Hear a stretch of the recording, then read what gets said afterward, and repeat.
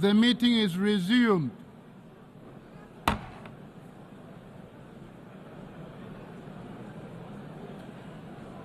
The Assembly will hear an address by His Excellency Recep Tayyip Erdogan, President of the Republic of Turkey. I request protocol to escort His Excellency and invite him to address the Assembly.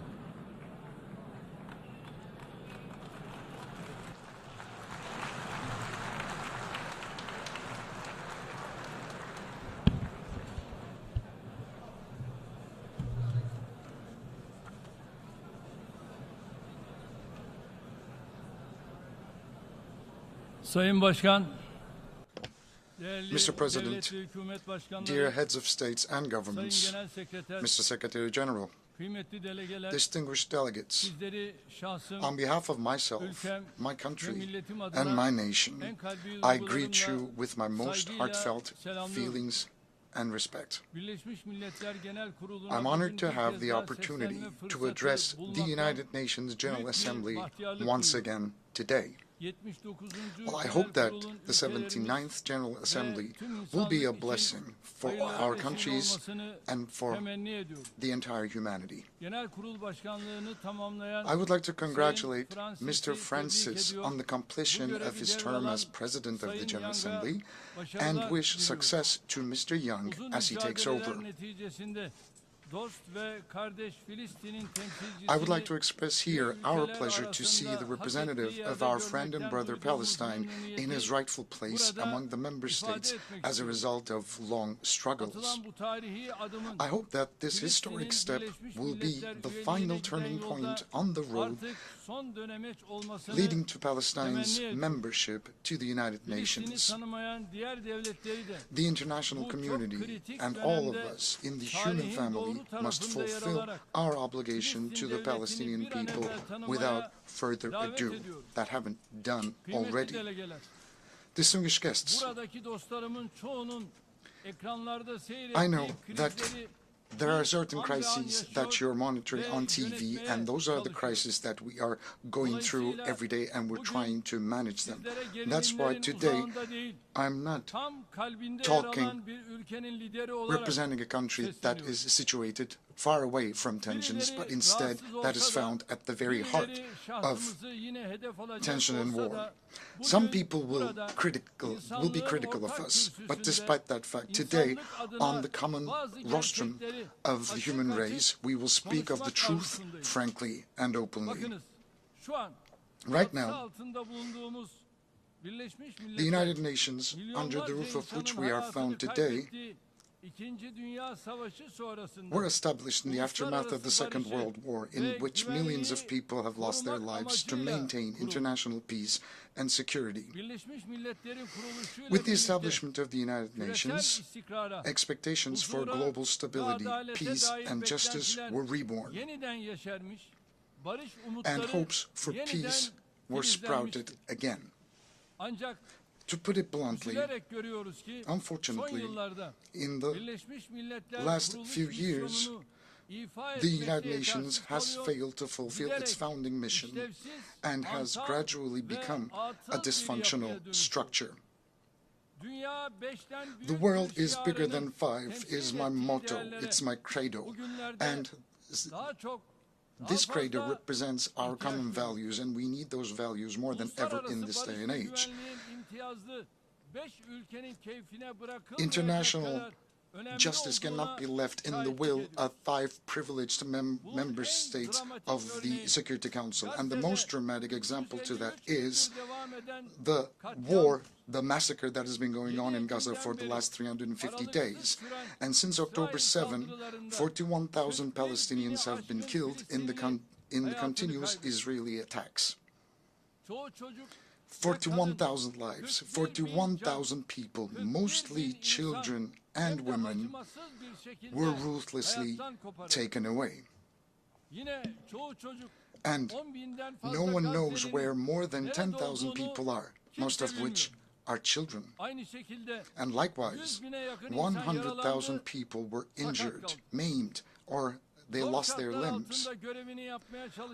172 journalists were killed while trying to do their job under very difficult circumstances. And more than 500 medics have been killed while they were trying to save lives. Humanitarian aid workers and the United Nations personnel who came to the rescue of the people of Gaza who were struggling with hunger and thirst were killed. More than 215 United Nations personnel. They hit marketplaces, tents, and camps where the refugees were sheltered. They hit 820 mosques and 3 churches that shouldn't have been touched even in war. And they deliberately hit dozens of hospitals, hundreds of schools, more than 130 ambulances carrying patients. They shredded the Charter of the United Nations from the rostrum of the United Nations and shamelessly challenged the whole world, who are people of conscience, from this very rostrum. They challenged them. My friends,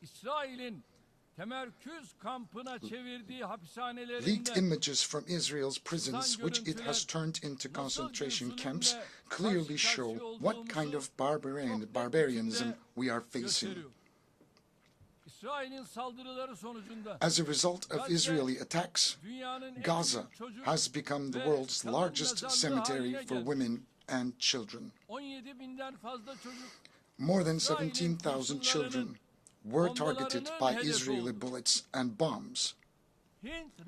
Hind Recep was only 6 years old.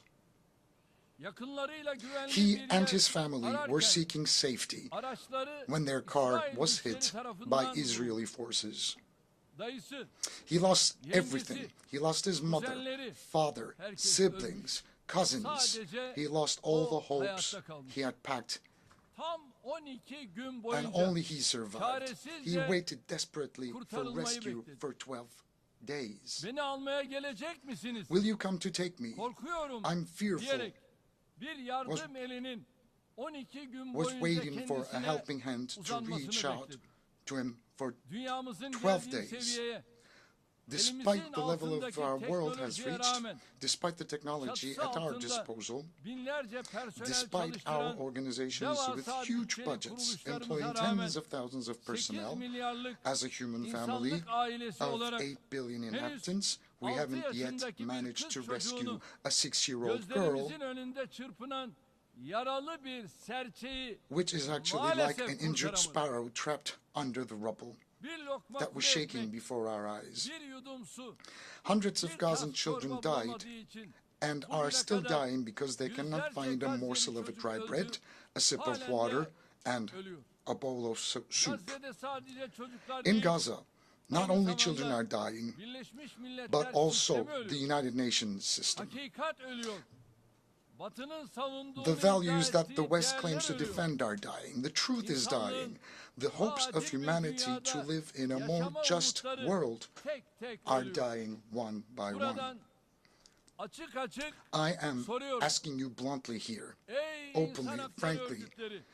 I call out to you, oh human rights organizations, are those in Gaza and the West Bank not human beings?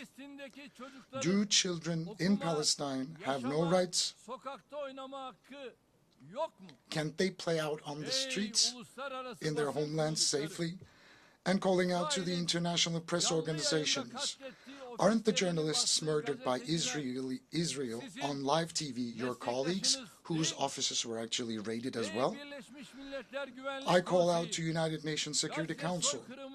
What are you waiting for to prevent the genocide in Gaza, to put a stop to this cruelty, this barbarianism? What are you waiting for to stop Netanyahu and his network, who is endangering the lives of the Palestinian people, which is a part of a mass murder network? And what are you still waiting for to stop them, putting to danger their own people and the entire region for political gain?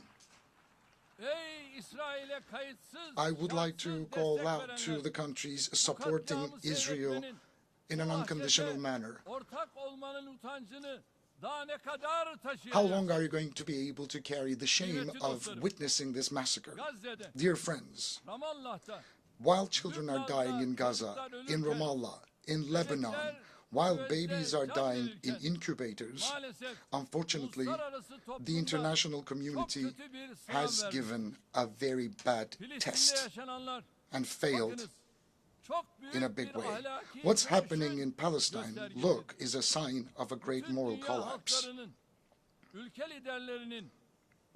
I believe that the peoples of the world, the leaders of countries and international organizations should reflect on this painful picture, upon this painful landscape. And I would like to state very clearly and loudly here, the Israeli government, disregarding basic human rights, trampling on international law at every opportunity, is practicing ethnic cleansing, a clear genocide against a nation, a people, and occupying their lands step by step. Palestinians, whose freedom, independence, and most basic rights have been usurped, are rightfully exercising their legitimate rights of resistance against this occupation and ethnic cleansing.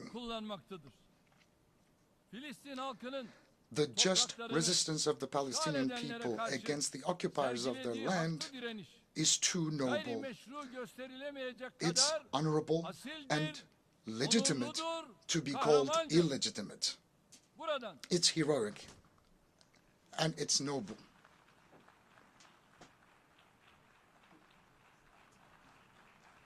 Buradan bir kez daha canları pahasına vatanlarını savunan Filistinli kardeşlerimi The only reason for Israel's aggression against the Palestinian people is the unconditional support of group of countries. And I would like to wave at my brothers and sisters at the legitimate resistance in Palestine. As I've said before, the support of a group of countries for Israel is the reason why this aggression is still going on. Countries that have a say over Israel are openly complicit in this massacre, with a policy of run for the hare and catch the hound. Those who are supposedly working for a ceasefire in front of the stage continue to send arms and ammunition to Israel so that it can continue its massacres in the background. This inconsistency and this is insincerity. Look, there's a paper that has been going around back and forth since May. Hamas has repeatedly declared its acceptance of the ceasefire offer, but the Israeli government has made it very clear that this is the party that doesn't want peace by constantly dragging its feet, making a settlement of the dispute much more difficult, almost impossible, constantly finding an excuse and sneakily killing its negotiating partner at a time when it was closest to a ceasefire. Israel's stalling and deception should not be given any more credit. In the absence of the implementation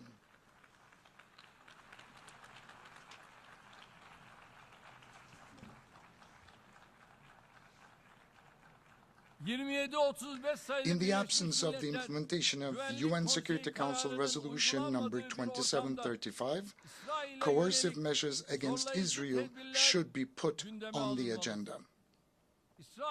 Israel's behavior has once again demonstrated that it is imperative for the international community to develop a protection mechanism for Palestinian civilians. 70 years ago, just as Hitler was stopped by an alliance of humanity, Netanyahu and his murder network must be stopped by an alliance of humanity.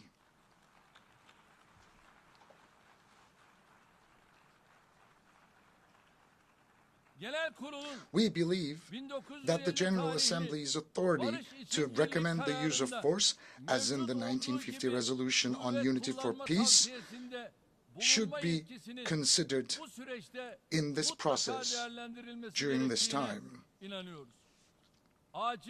An immediate and a permanent ceasefire must be established. Hostages and prisoners must be exchanged. And humanitarian aid must be delivered to Gaza unhindered and uninterrupted. It's very, very important that we extend a helping hand to the people of Gaza, especially before the winter season, when conditions on the ground will become even more challenging. Look, right now, 70% of the water supplies and 75% of the bakeries in Gaza have been destroyed. 95% of health centers were partially or completely damaged. 150,000 houses were completely destroyed, 200,000 houses were partially destroyed, and 80,000 houses become uninhabitable. Infectious diseases such as polio and hepatitis are on the rise. The people of Gaza receive only a quarter of the aid they urgently need. That's what they have access to. And as Turkey, we have been providing humanitarian aid to our brothers and sisters in Palestine, and we will keep on doing that. With more than 60,000 tons of aid, Turkey is the country sending the largest amount of aid to Gaza. Likewise, by halting commercial transactions with Israel, we have demonstrated our stance on this issue. Now, during the last couple of weeks, attacks by Israeli have been increased in Lebanon, and we are by the side of Lebanese people and the Lebanese government.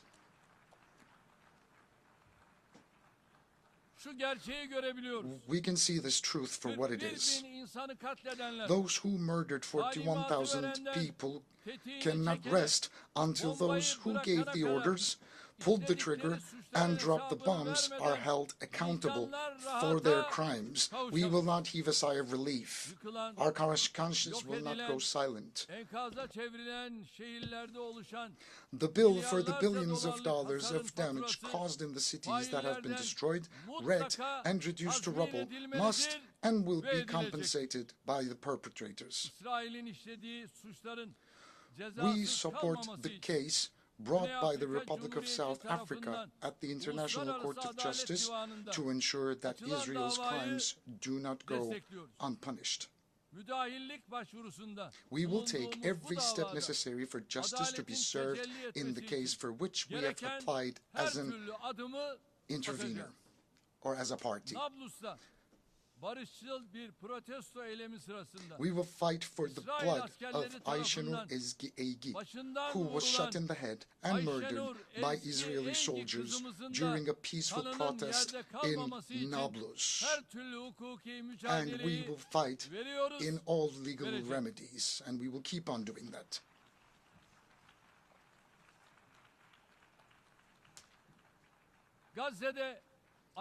While a ceasefire in Gaza is urgently needed, the underlying problem in the Israeli-Palestinian conflict is the Israeli occupation of Palestinian territories. Based on the 1967 borders, an independent, sovereign, and geographically integrated Palestinian state with East Jerusalem as its capital must come into being. This cannot be delayed any longer. I would like it to be known that we are closely following Israel's increasing attacks on our first Qibla, Al-Aqsa Mosque, and Haram al-Sharif. I would like to state once again on this podium as Tayyip Erdogan once again that I'm not using a language of politics.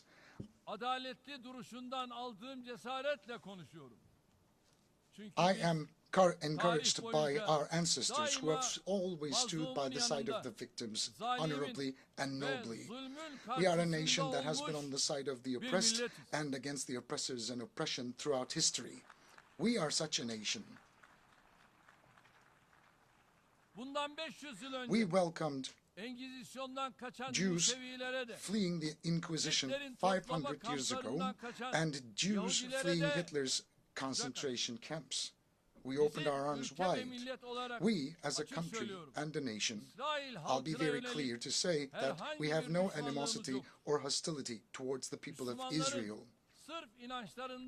We oppose anti-Semitism in the same way we oppose the targeting of Muslims just because of their faith.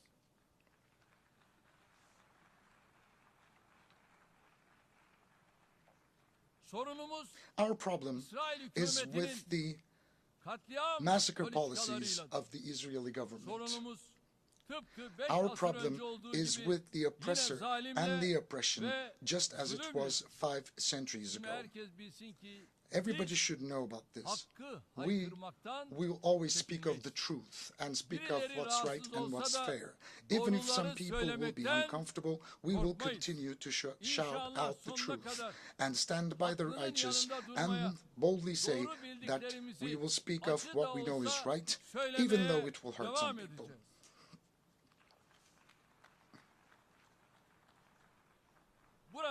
From here, I would like to thank all the courageous people who show solidarity with the Palestinian people without discrimination of faith, country, language, or religion, and who take to the streets almost every week to raise their voices against the massacres in Gaza. I would like to especially thank the university students and the youth. Distinguished delegates, unfortunately, in the 14th year of the conflict, Syria is still far from stability. The economic and humanitarian situation in the country, in the grip of terrorism and separatist organizations, remains dire. On the basis of UN Security Council Resolution 2254, we hope to advance the political process and achieve national reconciliation. We are determined to sincerely pursue our position in favor of a realistic dialogue. We are very sincere in that regard. Our neighbor Iraq, while continuing its fight against terrorism, is taking decisive steps towards development, reconstruction, and reintegration with its region. And the international community must support Iraq's efforts. In this context, it is important to implement initiatives such as the Development Road Project, which will benefit the entire region on a win-win basis. The success of all these efforts depend on the complete elimination of the terrorist threat in Iraq, in particular the PKK. We are strengthening our common action plan with another neighbor of ours, Iran, in the region in order to establish stability and peace. It's going to contribute tremendously to our efforts. The war in Ukraine has been going on for 3 years, and we are still away from establishing a permanent peace and stability. As the arms race accelerates, the space for diplomacy is shrinking. It's very important that diplomacy and dialogue will ensure territorial integrity and sovereignty of Ukraine, and our support for those endeavors of Turkey will continue even strongly. And again, during this process, we are determined to implement the Montreux Convention on the Straits. We will rigorously implement the Montreux Convention. We support the peace process between Azerbaijan and Armenia and hope that this process will be concluded as soon as possible with good news. We support continued high-level contacts between the two countries, and we are focusing on dialogue. Turkey and Armenia, we are also taking positive steps on that track too. Progress in the Azerbaijan-Armenia peace process will have a positive impact on the Turkey-Armenia normalization process. Dear friends, we play a constructive role for the prosperity and peace at the Balkans, of which we are an integral part, and we act in close cooperation with all actors in the region.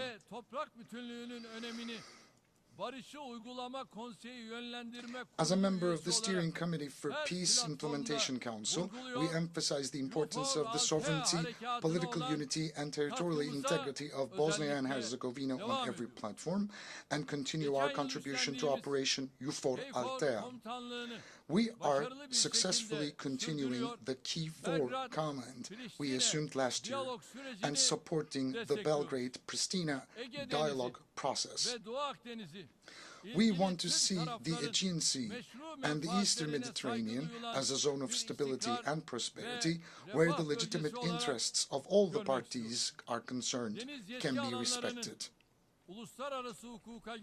It is in the common interest of the entire region to enhance cooperation, particularly on the delimitation of maritime jurisdictions in accordance with international law, freedom and safety of navigation and maritime trade. International maritime law encourages cooperation between littoral states in closed or semi-closed seas, such as the Aegean Sea. Turkey is ready for constructive cooperation on all issues, especially in energy and environment. We have the longest coastline in the Eastern Mediterranean, and Turkey's key role is undeniable. Turkey has legitimate rights and authorities in the western part of the island of Cyprus, while the Turkish Cypriots have legitimate rights in the areas around the world. It has been 50 years since the Cyprus peace operation and 61 years since the Cyprus issue emerged as a result of the Greek Cypriot usurpation of the partnership state. From that day until today, peace and tranquility have prevailed on the island. It was always the Turkish Cypriots and Turkey who put forth the sincere will to bring about a just, lasting and sustainable solution to the Cyprus issue. The federation model is now completely outdated, and we fully support the vision of a two-state solution with two different nations put forward by the Turkish Republic of Northern Cyprus. The sovereign, equality and equal international status of the Turkish Cypriots, which are the vested rights of the Turkish Cypriots, must be re-registered and the isolation must end. Today, I once again invite the international community to recognize the Turkish Republic of Northern Cyprus and to establish diplomatic, political and economic relations. We actively support the stabilization of Libya and the preservation of the unity and integrity of the country. We call on all states to sincerely stand by Libya at this very sensitive time and contribute to building trust between the parties. We must do more to end the conflict in Sudan. We all have a responsibility to deliver humanitarian assistance to the millions of Sudanese people displaced by the conflict. With its young and dynamic population, rich natural resources, and vast fertile lands, Africa has enormous potential. Based on the principles of equal partnership and mutual respect, hand in hand with the peoples of Africa, we support the continent's efforts for peace, stability, and development. We will continue to stand in full solidarity with our African brothers and sisters. As part of our initiatives, we are strengthening our deep-rooted ties with Asia. We are deepening our engagement with our partner regional organizations such as ASEAN, the Shanghai Cooperation Organization, and the Pacific Islands Forum. We keep our will to develop our relations with BRICS, which brings together emerging economies alive. We share a deep-rooted history with the countries of Central Asia, and we are further strengthening our cooperation on bilateral and multilateral grounds. Our Organization of Turkic States is gradually turning into a center of attraction. The organization is becoming an exemplary model of cooperation with the contributions of observer members Hungary and the Turkish Republic of Northern Cyprus. We will further strengthen our unity and our togetherness as the Turkic world.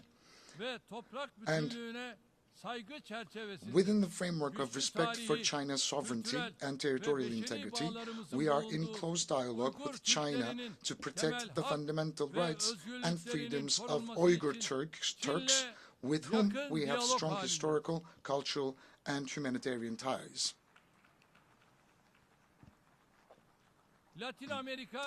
We endeavor to build on the friendly ties we have established with the countries in Latin America and the Caribbean. Distinguished delegates, we must work together to address global injustice.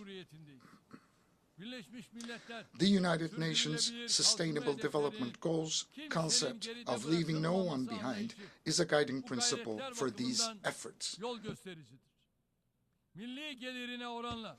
As one of the largest aid donors relative to its gross domestic product, Turkey's development cooperation activities contribute to achieving the Sustainable Development Goals. We contribute to efforts to ensure fair, inclusive growth and development in all international platforms, especially the G20, of which we are a member. We approach technological breakthroughs not as a source of new injustice and conflicts, but as a source of a more prosperous future, such as AI.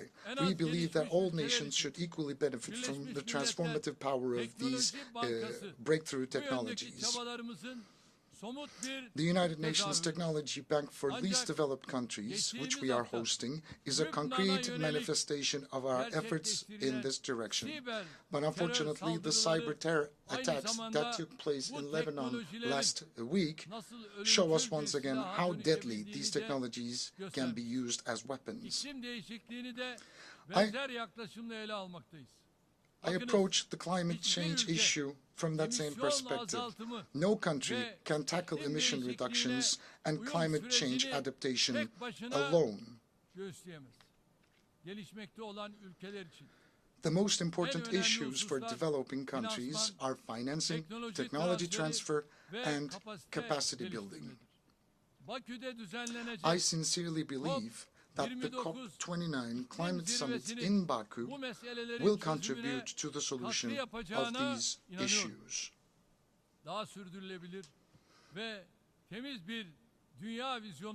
At the summit, we expect to launch important additional initiatives and unveil our long-term low-emission development strategy and the Zero Waste initiative that became a reality under the auspices of my spouse, Madam Emine Erdogan. And with mutual agreements, we have taken our domestic affairs and initiatives to international agendas. I would like to ask everybody to support our endeavors in that regard. We see Islamophobia, xenophobia, and racism creeping over the world like a poison ivy. We can see that every week attacks are taking place upon our mosques and our holy book of Quran. In the middle of Europe, people's homes are set on fire and lives are taken because of their ethnic and religious affiliation. Their lives are taken away from them and their fundamental rights are being suspended. And nobody can ignore this growing danger any longer. On March 15, 2024, we expect a special envoy to combat Islamophobia to be appointed at the United Nations as soon as possible, as envisaged in the draft resolution adopted on March the 15th. Bu kürsüde gündeme getirdiğim bir tehlikeye karşı bugün Today, I would like to draw your attention once again to the danger that I raised last year on this podium. Attacks on the institution of family, the pillar of society, are increasing. The disgrace staged at the opening of the 2024 Olympic Games has revealed the extent of threat we face as humanity.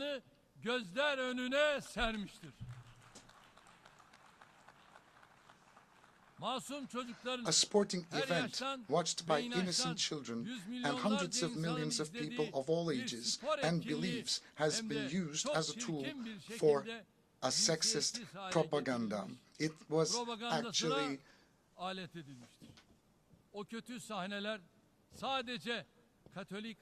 a parade of bad scenes. Those disturbing scenes of evil have wounded not only the Catholic world, the Christian world, but everyone who respects the sacred values.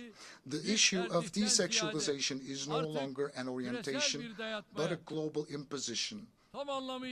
It literally became a war against the sacred and human nature.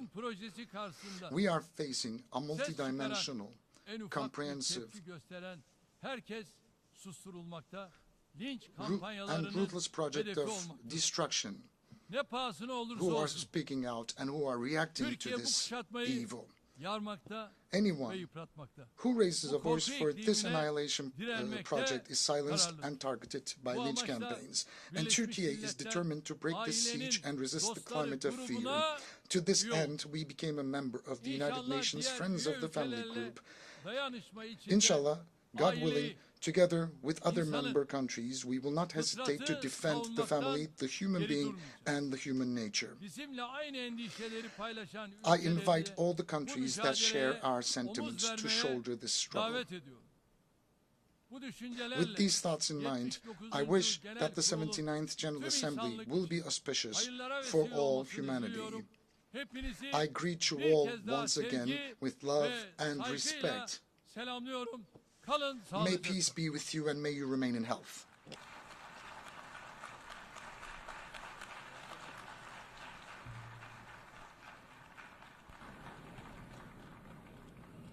On behalf of the Assembly, I wish to thank the President of the Republic of Turkey,